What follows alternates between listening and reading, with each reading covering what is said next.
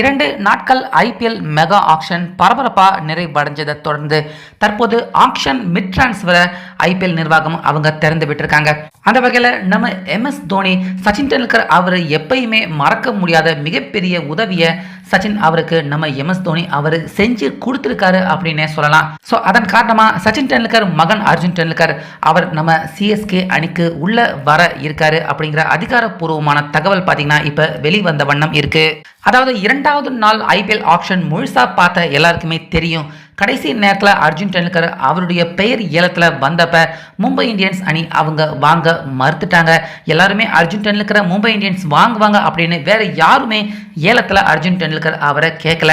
Mumbai Indians வாங்கல அப்படின்னு தெரிஞ்சதுமே நம்ம சிஎஸ்கே நிர்வாகம் மீண்டும் ஐபிஎல் ஆக்ஷன் கிட்ட நிர்வாகிகள் கிட்ட சொல்லி மீண்டும் அர்ஜுன் டெண்டுல்கர் அவரை ஏலத்தில் வரும்படி செஞ்சாங்க.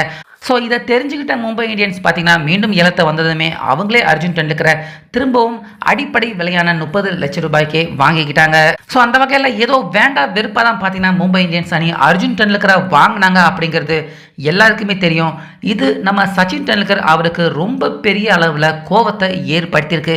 ஏன்னா மும்பை இந்தியன்ஸ் அணியை பொறுத்த வரைக்கும் ஆரம்ப காலத்தில் இருந்து அவர் விளையாண்டுருக்காரு. அது மட்டும் இல்லாமல் மும்பை இந்தியன்ஸ் அணியில் பிளேயர்களுக்கான காலி இடமும் இருந்துச்சு. ஒரு 30 லட்சம் ரூபாய் கொடுத்து தன்னுடைய மகனை சும்மா மும்பை இந்தியன்ஸ் அணியில் வாங்கியாவது அம்பானி குடும்பம் அவங்க வச்சிருக்கலாம். ஆனால் அதை கூட டெண்டுல்கர் அவருக்காக அவங்களுக்கு செய்ய மனசு வரல. ஸோ இப்படி வேண்டா வெறுப்பாக வாங்கி போடுற தன்னுடைய மகனை கண்டிப்பாக மும்பை இந்தியன்ஸ் அணி அவங்க ஐபிஎல்ல விளையாட வைக்க போகிறதும் இல்லை. மற்றவங்களுக்காக சும்மா தண்ணி பாட்டில் சுமந்துக்கிட்டு இருக்கிறதுக்கு தான் அர்ஜுன் டெண்டுல்கரை மும்பை இந்தியன்ஸ் அவங்க வாங்கியிருக்காங்க. ஸோ இதை நல்லாவே புரிஞ்சுக்கிட்ட நம்ம சச்சின் பார்த்தீங்கன்னா ஆக்ஷன் மிட் டிரான்ஸ்ஃபர் இப்போ நடந்துக்கிட்டு இருக்கு. இந்த நேரத்தில் தோனி அவர்கள்கிட்ட பேச்சுவார்த்தை நடத்தி சச்சின் அவருடைய மகனை மிட் டிரான்ஸ்ஃபர் மூலிமா நம்ம சிஎஸ்கே அணிக்கு உள்ள கொண்டு வர முடியுமா அப்படிங்கிற உதவியை கேட்டிருக்காரு.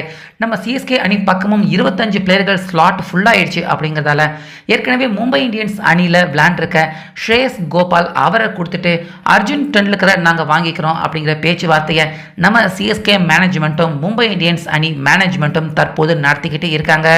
அந்த வகையில் ஸ்ரேயஸ் கோபால் கடந்த வருஷம் ஐபிஎல்ல கூட மும்பை இந்தியன்ஸ் அணியில் தான் அவர் இருந்தார். அதனால அவரை வாங்கிக்கிட்டு அர்ஜுன் டெண்டுல்கரை கொடுக்கறதுல பார்த்தீங்கன்னா மும்பை இந்தியன்ஸ் நிர்வாகம் அவங்களும் ஆர்வமாக இருக்கிறதா தகவல் வெளியாகிருக்கு. இதனால அடுத்த சில நாட்களில் அஃபிஷியலாக சச்சின் டெண்டுல்கர் மகன் அர்ஜுன் டெண்டுல்கர் சிஎஸ்கே அணியில் இணைய இருக்கிறதா இப்போ இருந்தே பார்த்தீங்கன்னா இந்த தகவல்கள் வெளிவந்த வண்ணம் இருக்கு. ஸோ சச்சின் மகன் நம்ம சிஎஸ்கே அணிக்கு வர இருக்கிறத பற்றி உங்கள் கருத்து என்ன சொல்லுங்கள்.